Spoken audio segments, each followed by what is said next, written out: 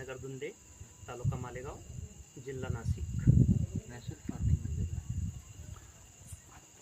नैसर्गिकरित्या कुठल्याही प्रकारचं रसायन द्रव्य न टाकता आणि उपजतच जो काडी कचरा वगैरे तिथं समाविष्ट करून तयार झालेलं तेच, आणि गोमातेपासून झालेले विष्ठा वगैरे हे टाकून तयार केलेलं नॅचरल फार्मिंग. ओके, तुम्ही किती वर्षापासून नॅचरल फार्मिंग करतात?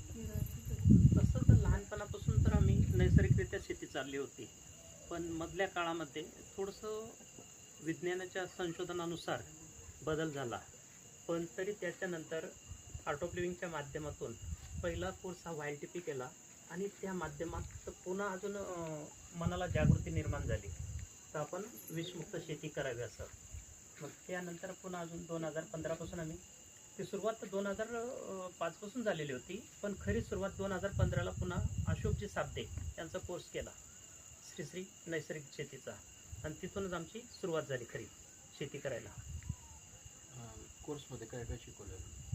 कोर्समध्ये जसं गोमातेपासून गाईपासून तयार केलेलं जीवामृतपासून, हो, त्याच्यानंतर जसं वेगवेगळ्या वनस्पती आहेत यांचा पालापाचोळापासून पण औषधी तयार करता येतात.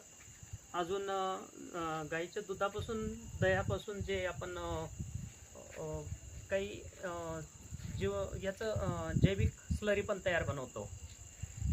अजून काही जसं वनस्पती आहेत, वनस्पतींचे जसं मोहाची फुलं वगैरे आहेत यांच्यापासून पण आपण वेगवेगळ्या प्रकारचे द्रव्य तयार करतोय. Okay, tonic. बरोबर. हे नॅचरल फार्मिंगचे ट्रेनिंग झाल्यानंतर पहिला पीक कोणता लावला?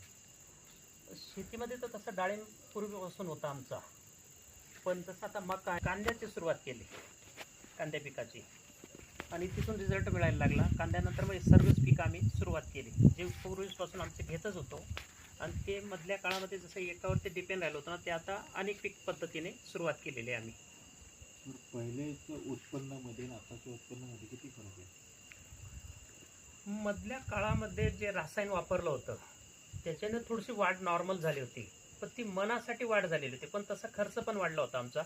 आता सध्याच्या परिस्थितीमध्ये खर्च कमी झाला आहे, उत्पन्नात समतोलतेत फक्त वाढ झालेलीच आहे. तरी खर्च म्हणजे काय? खर्च म्हणजे जो विषद्रव्य आणत होतो बाहेरून तो खर्च विनाकारण वाढत होता. सर्व डिपेंड होतं दुसऱ्यांवरतीच. काही जरी घ्यायचं ठरलं तर दुकानात जाणं, बियाणं पण दुकानातच घेणं, खाद्य पण दुकानातूनच आणणं, म्हणजे परावलंबी जीवन झालेलं होतं. आता आम्ही स्वावलंबीकडे आलेलो आहे विषमुक्त शेतीमुळे. तर आता उत्पन्नामध्ये आकड्यामध्ये सांगू शकता की